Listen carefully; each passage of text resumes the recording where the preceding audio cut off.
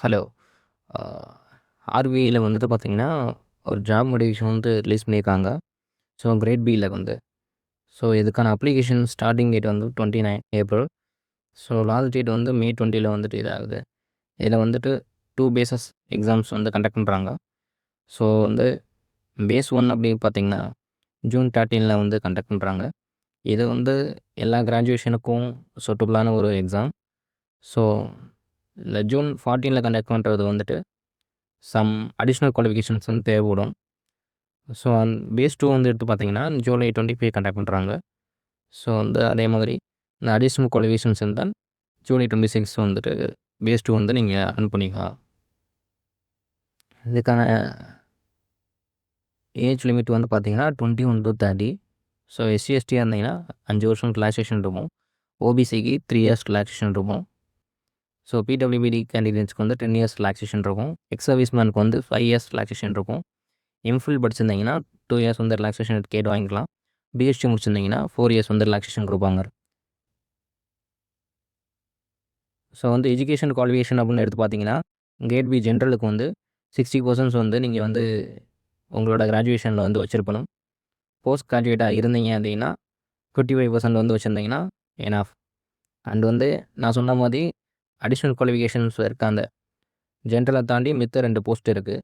So அந்த போஸ்ட்டுக்கு வந்து பார்த்தீங்கன்னா, நீங்கள் இந்த டிஇபிஆர்னு சொல்லக்கூடிய இந்த கிரேட் பி போஸ்ட்டுக்கு வந்து நீங்கள் எம்ஏ ஆர் எம்எஸ்சி வந்து எக்கனாமிக்ஸில் முடிச்சிருக்கணும் 55%ஓட இல்லைங்களா. ஸோ கிரேட் பி டிஎஸ்ஐஎன்ல வந்து பார்த்தீங்கன்னா, நீங்கள் எம்எஸ்சியில் வந்து ஸ்டாட்டிக்ஸ், மேத்தமெட்டிக்ஸ், டேட்டா சயின்ஸ், ஏஆர்எம்எல் வந்து நீங்கள் பண்ணியிருக்கணும்.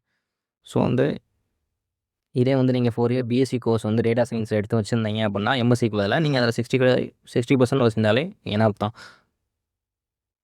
ஸோ ஃபீஸ் எவ்வளோ அப்படின்னு பார்த்தீங்கன்னா, நீங்கள் இனிஷியலாக வந்து எஸ்சி, எஸ்டி கேண்டிடேட்ஸ் வந்து 100 பே பண்ணுற மாதிரி இருக்கும். ஜென்ரல் கேண்டிடேட்ஸாக இருந்தீங்க அப்படின்னா 850 வந்து பே பண்ணுற மாதிரி இருக்கும். ஸோ அண்ட் வந்து அந்த அட்டம்ஸ் எவ்வளோ எடுக்குது அப்படின்னு பார்த்தீங்கன்னா, நீங்கள் வந்து பேஸ் 1 வந்து நீங்கள் 6 டைம்ஸ் வந்து அட்டெண்ட் பண்ணிக்கலாம். ஸோ அதான் அட்டம்ஸ் லிமிட் வந்து இதில். ஸோ எஸ்சி, எஸ்டி இருந்தீங்கன்னா உங்களுக்கு வந்து ரிலாக்சேஷனில் எந்த வித ரெஸ்ட்ரிக்ஷனும் கிடையாது அட்டம் போடுறதுக்கு. அண்ட் வந்து தேர்வு முறை வந்து எப்படி இருக்கும் பார்த்தீங்கன்னா, எக்ஸாம் பேட்டர்னை பொறுத்தளவு நார்மலாக நீங்கள் இந்த எஸ்எஸ்சி, ஆர்ஆர்பியில் எழுதுகிற அதே பேட்டர்ன் தான் இது இருக்கும். ஸோ நீங்கள் எஸ்எஸ்சி, ஆர்ஆர்பிக்கு படிக்கிற ஒரு கேண்டிடேட்ஸாக இருக்கீங்க, இல்லை டிஎன்பிஎஸ்சிலே வந்துட்டு இப்போ எந்த எக்ஸாம்ஸும் இப்போதைக்கு இது இல்லை அப்படின்னும் போது உங்களுக்கு ஃப்ரீ டைம் இருக்குது அப்படின்னா நீங்கள் இதை வந்து ட்ரை பண்ணி பார்க்கலாம். ஸோ ஜென்ரல் அவேர்னஸ் வந்து பார்த்தீங்கன்னா, அப்ஜெக்டிவ்ல தான் கேட்குறாங்க. General awareness, English language plus வந்து பாயிண்ட் ஆப்டிடியூட், ரீசனிங். ஓகேங்களா. இந்த கொஸ்டின்ஸ்லாம் வந்து பேஸ் 1ல கேட்குறாங்க. ஸோ பேஸ் 2ல 3 பேப்பர் இருக்கும். ஸோ அந்த 3 பேப்பரை வச்சு பேஸ் 2 வந்து கண்டக்ட் பண்ணுவாங்க. ஸோ வந்து இதில் வந்து இன்டர்வியூ இருக்கும். அதில் பர்சனாலிட்டி அசஸ்மெண்ட்டும் இருக்கும். அது ஆனால் அதுக்கு மார்க்ஸ் கிடையாது. அது வந்து ஒரு எலிஜிபிலிட்டி மாதிரி தான். ஸோ இதில் பேசிக் சேலரி வந்து பார்த்தீங்கன்னா 78,550 கொடுக்குறாங்க. ஸோ வந்து கிராஸ் சேலரி வந்து மொத்தமாக வந்து ஒரு 1,54,000 வந்துட்டு உங்களுக்கு வந்து சான்சஸ் இருக்குது கிடைக்கிறதுக்கு. ஸோ அடிஷ்னலாக வந்து என்னென்ன சலுகைகள் இருக்குது அப்படிங்கிறத வந்துட்டு கொடுத்துருக்கோம். நீங்கள் வந்து செக் பண்ணிக்கோங்க. ஸோ இதை எப்படி விண்ணப்பிக்கிறது அப்படின்னு பார்த்தீங்க அப்படின்னா, rb.organization.in அப்படின்னு நீங்கள் டைப் பண்ணிட்டீங்கன்னா, அதில் ஆப்பர்ச்சுனிட்டிஸ் ஆர்பிஐன்னு இருக்கும். ஸோ நீங்கள் அதில் போய் இது பண்ணிக்கலாம். அப்படி இல்லை அப்படின்னா ஐபிபிஎஸ்லேயே வந்து எக்ஸ்டர்னல் ரெக்ரூட்மெண்ட் பார்த்தீங்க அப்படின்னா, இந்த ரெக்ரூட்மெண்ட் வந்து இருக்கும். ஸோ அது வந்து நம்ம தகுந்த ஒரு ரெக்ரூட்மெண்ட் தான் ஆர்பிஐலேருந்து போட்டிருக்காங்க. ஓகே. ஸோ நார்மலாக வந்து நீங்கள் உங்கள் ஃபோட்டோஸ் ப்ளஸ் வந்து ஃபிங்கர் பிரிண்ட், இமேஜ் ப்ளஸ் வந்து சைன் இதெல்லாம் நீங்கள் அப்லோட் பண்ணுற மாதிரி இருக்கும். அப்ளிகேஷன் ஃபீஸ் வந்து கட்டி நீங்கள் ரெஜிஸ்டர் பண்ணிக்கலாம்.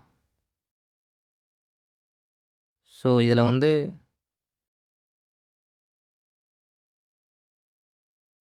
வேகன்சி டீட்டெயில்ஸ் அப்படின்னு பார்த்தீங்கன்னா, கிரேட் பியில் வந்து ஜென்ரலுக்கு வந்து டோட்டலாக வந்து 40 வேகன்சி கொடுத்துருக்காங்க.